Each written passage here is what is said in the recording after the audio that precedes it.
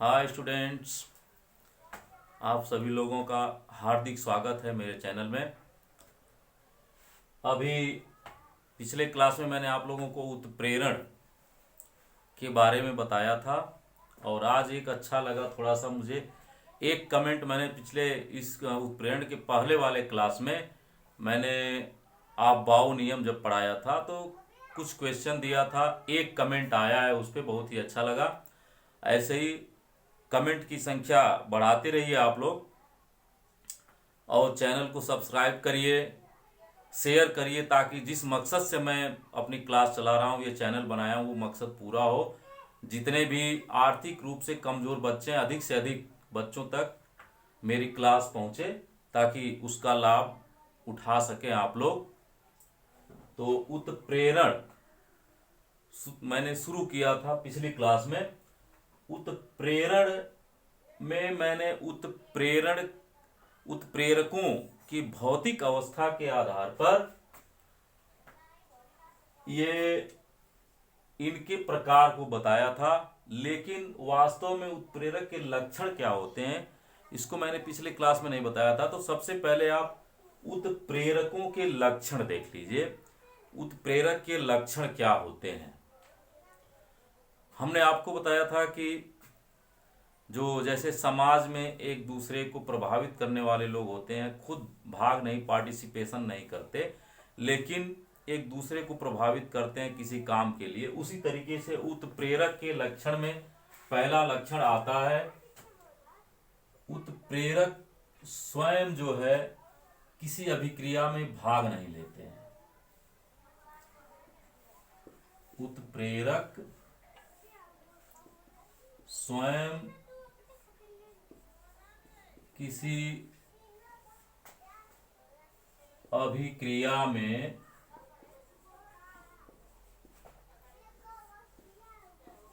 भाग नहीं लेते हैं।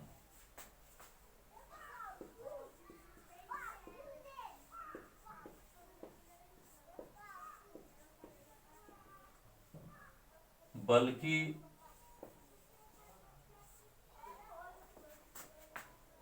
उसके वेग को प्रभावित करते हैं।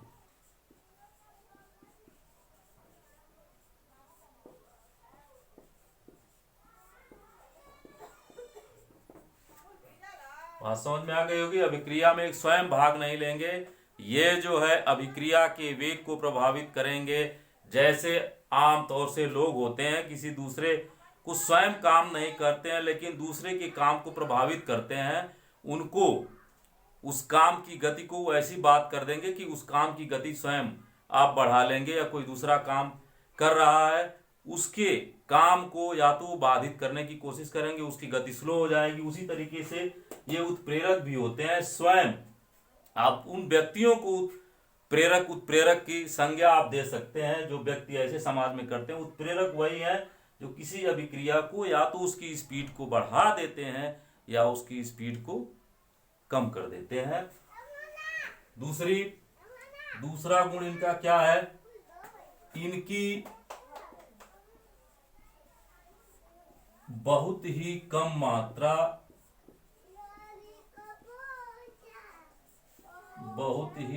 मात्रा अभिक्रिया के वेग को प्रभावित करती है।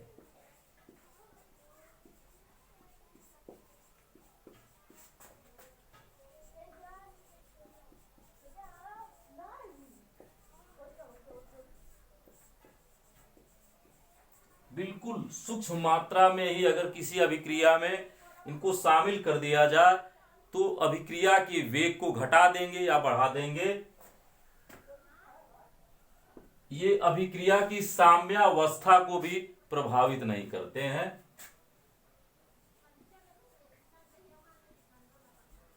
ये अभिक्रिया की साम्यावस्था को भी प्रभावित नहीं करते हैं।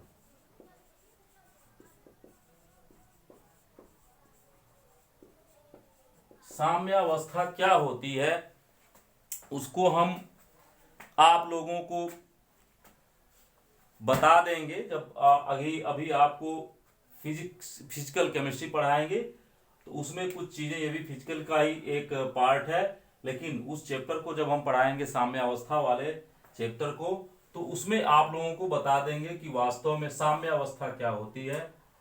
इनका गुण जो होता है बहुत ही विशिष्ट होता है, उत्प्रेरकों का गुण होता है ये बहुत ही विशिष्ट गुण वाले होते हैं। उत्प्रेरकों के गुण बहुत ही विशिष्ट होते हैं।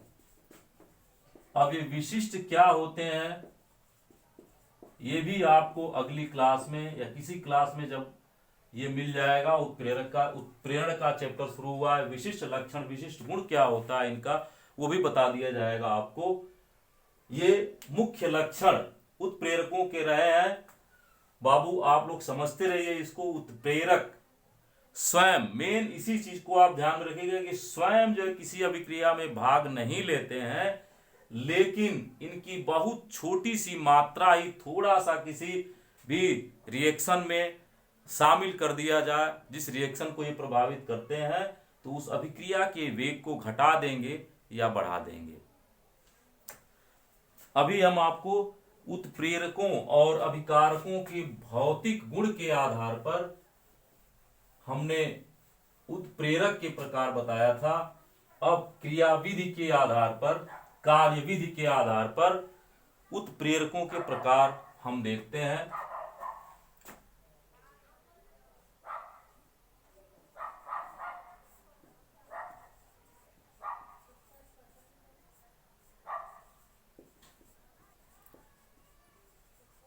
कार्यविधि के आधार पर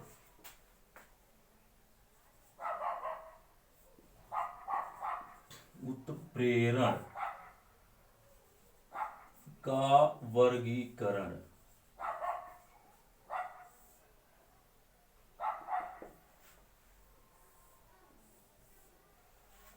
कार्यविधि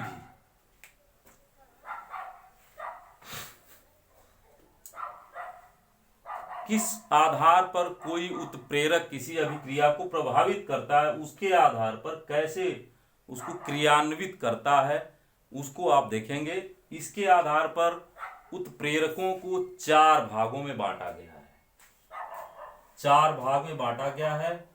नंबर 1 है धनात्मक उत्प्रेरण।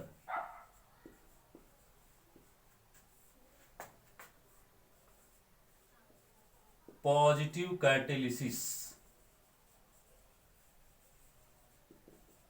बाबू ध्यान दीजिएगा तभी आपको कुछ समझ में आएगा। नंबर 2 है ऋणात्मक उत्प्रेरण। ऋणात्मक उत्प्रेरण।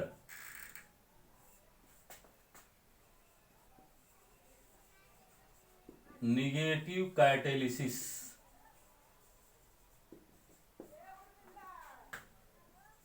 नंबर 3 है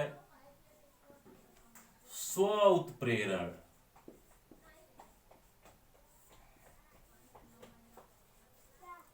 ऑटो कैटेलिसिस। और नंबर 4 है प्रेरित उत्प्रेरण।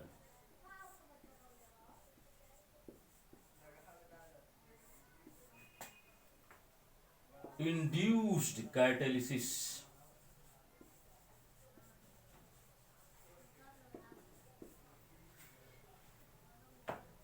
धनात्मक उत्प्रेरण नाम से ही स्पष्ट आपको हो जा रहा है। पहला पार्ट आप देखेंगे धनात्मक उत्प्रेरण क्या होता है, इसको हम समझा दे रहे हैं। धनात्मक उत्प्रेरण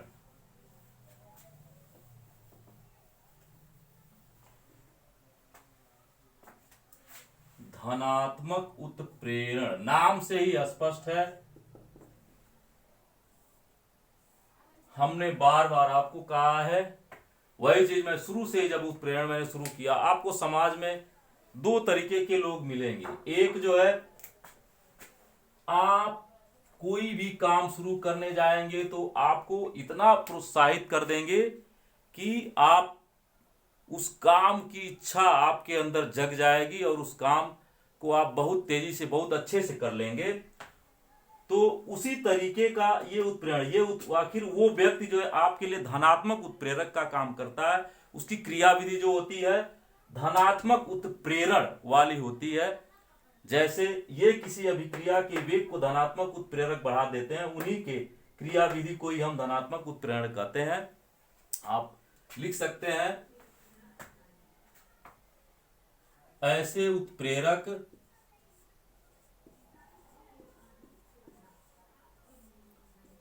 जो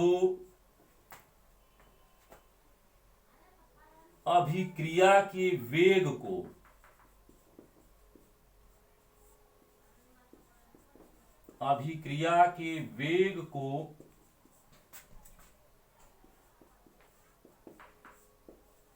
बढ़ा देते हैं, धनात्मक उत्प्रेरक कहलाते हैं।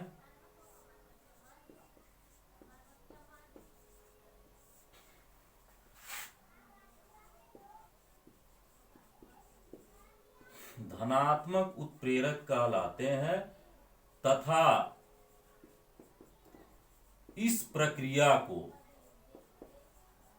उनके द्वारा जो प्रक्रिया की जाती है धनात्मक उत्प्रेरकों के द्वारा, उस प्रक्रिया को धनात्मक उत्प्रेरण कहा जाता है।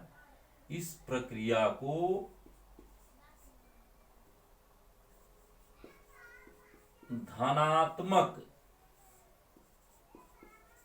उत्प्रेरण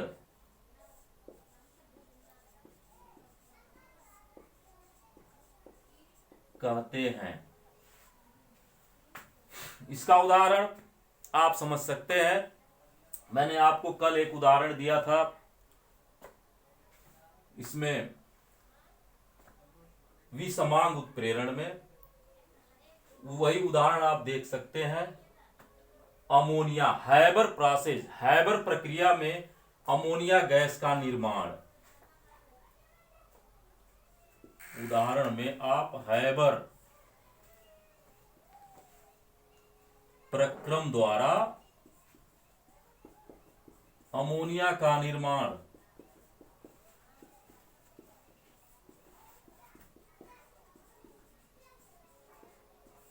जैसे होता है, ये विसमांग उत्प्रेरण का भी उदाहरण है। इसमें ये आप किस प्रक्रिया से होता है, कैसे जो है, जो उसमें आयरन उत्प्रेरक का जो प्रयोग होता है, वो आयरन उत्प्रेरक जो है अमोनिया के बनने की विधि को जो है वो तेज कर देता है।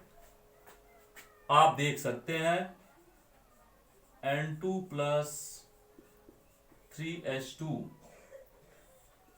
इसमें आयरन और मॉलिब्डेनम, इन दोनों का चूर्ण भरा होता है। उस बाग से नाइट्रोजन और हाइड्रोजन के मिश्रण को जब हम प्रवाहित करते हैं तो अमोनिया गैस बहुत तेजी से बनने लगती है। इसमें Fe, ये जो आयरन है ये उत्प्रेरक का काम करता है, धनात्मक उत्प्रेरक का। और हमने भी विसमांग में बताया ही था आपको, नाइट्रोजन, हाइड्रोजन और अमोनिया तीनों गैसें हैं।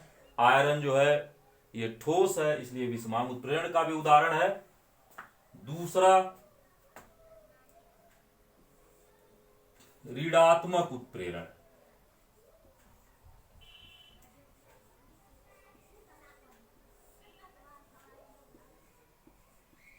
ऋणात्मक उत्प्रेरण, निगेटिव कैटेलिसिस।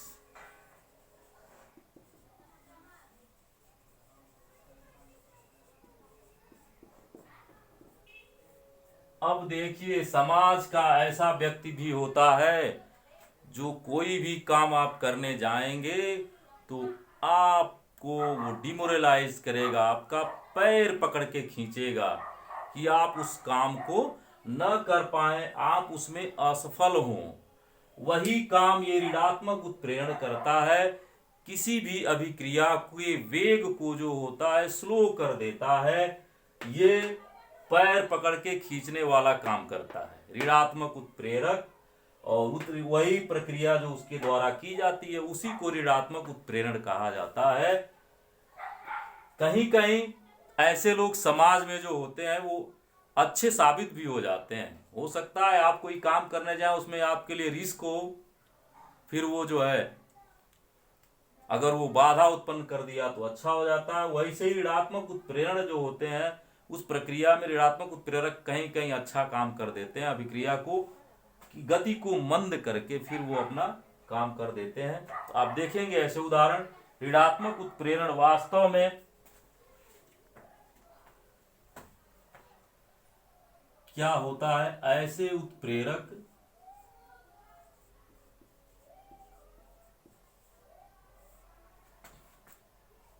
जो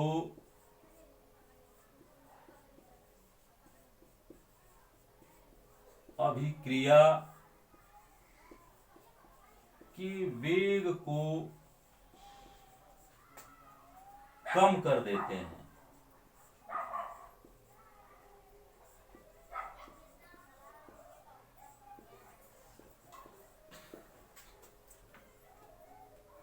ऋणात्मक उत्प्रेरक कहलाते हैं।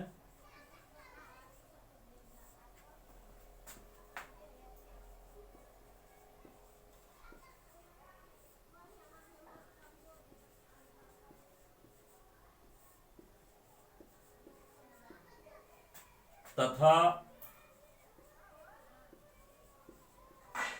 इस प्रक्रिया को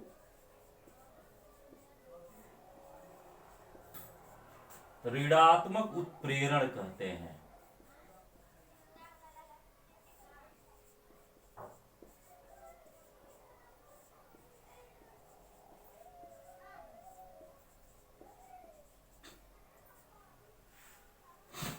इस उदाहरण से, इसके उदाहरण संबंधित एक घटना हम आपको बता देते हैं।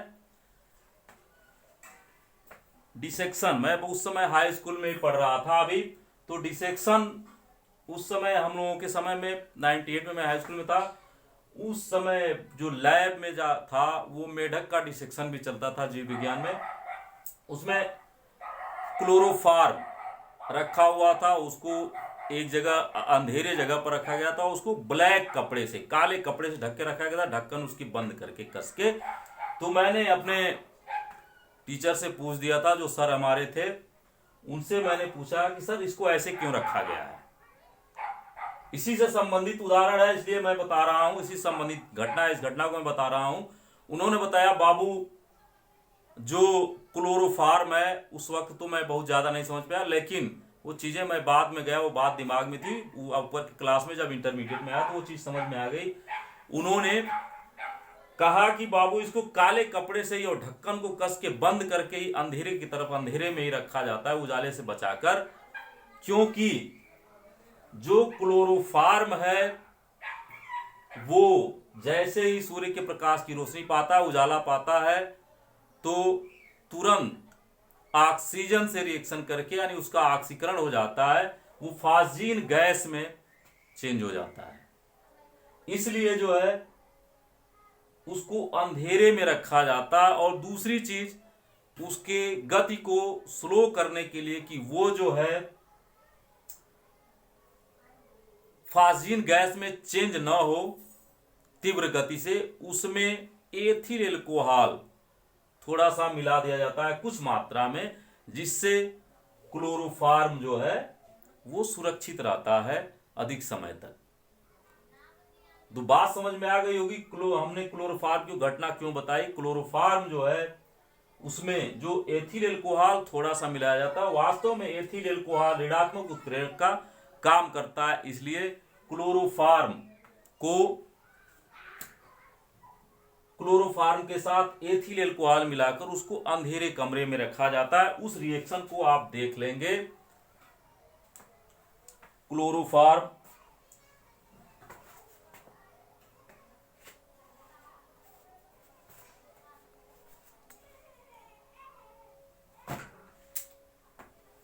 सॉरी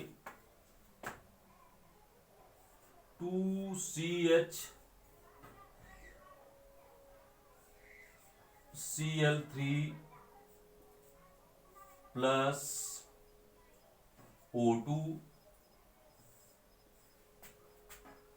और इसमें थोड़ा सा एथिल एल्कोहल हम मिला देते हैं, जो कि यही ऋणात्मक उत्प्रेरक का काम करता है। तो इसकी गति धीमी हो जाती है फास्जीन गैस के बनने की।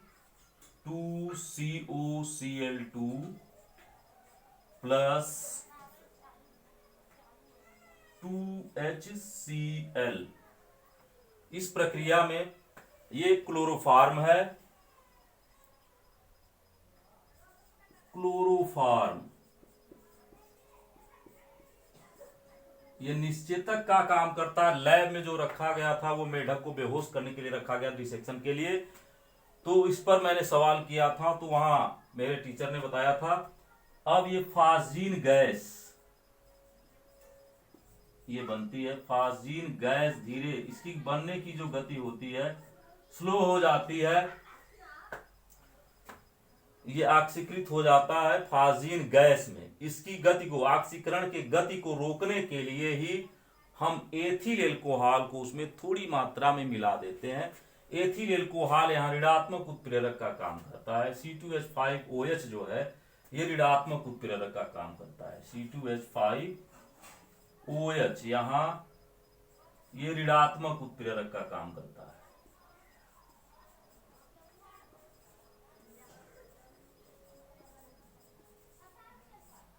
एक और उदाहरण आप देख सकते हैं, हाइड्रोजन परऑक्साइड।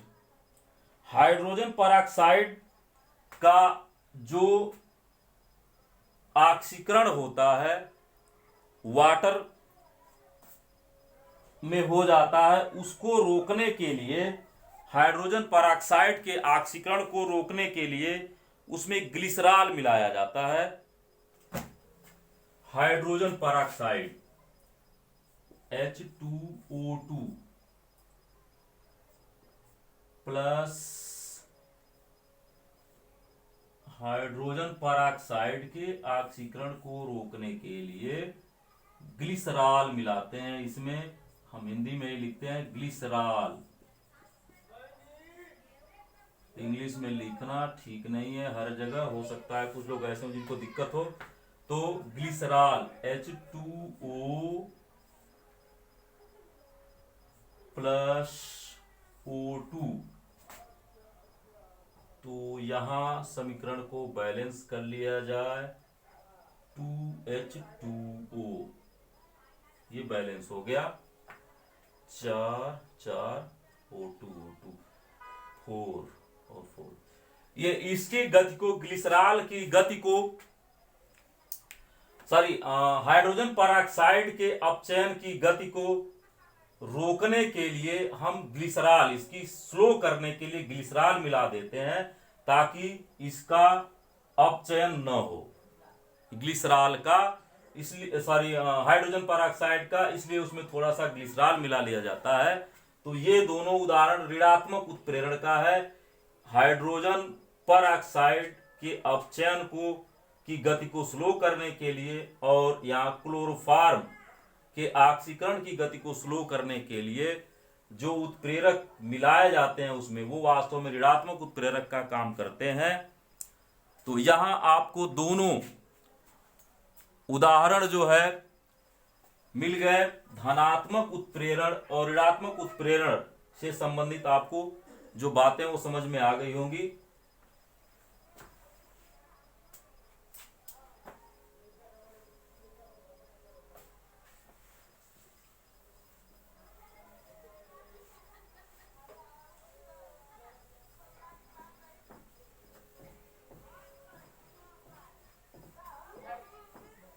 अब इसमें जो दो उत्प्रेरकों के प्रकार, उत्प्रेरण के प्रकार है, उनको अगले क्लास में हम बताएंगे। लेकिन एक छोटी सी चीज और आप देख लीजिए, उसको हम बता देते हैं।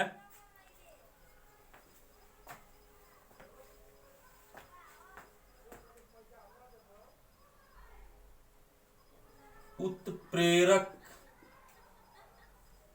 वर्धक।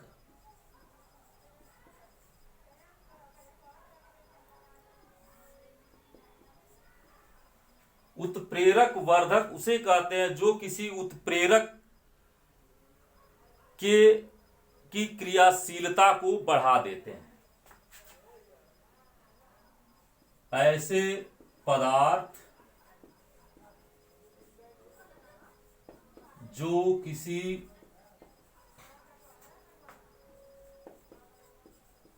उत्प्रेरक की क्रियाशीलता को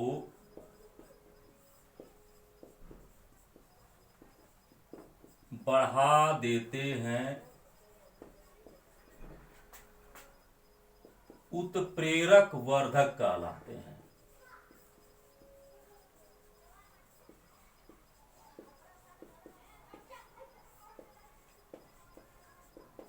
जैसे हमने आपको उदाहरण दिया था नाइट्रोजन और हाइड्रोजन से Fe और मॉलिब्डेनम, आयरन और मॉलिब्डेनम से की उपस्थिति में अमोनिया गैस का निर्माण। इसमें ये तो उत्प्रेरक है और मॉलिब्डेनम जो है ये उत्प्रेरक वर्धक है। इसको उत्प्रेरक वर्धक कह सकते हैं।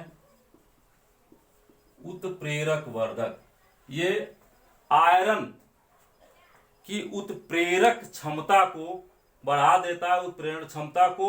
इसलिए दोनों का मिश्रण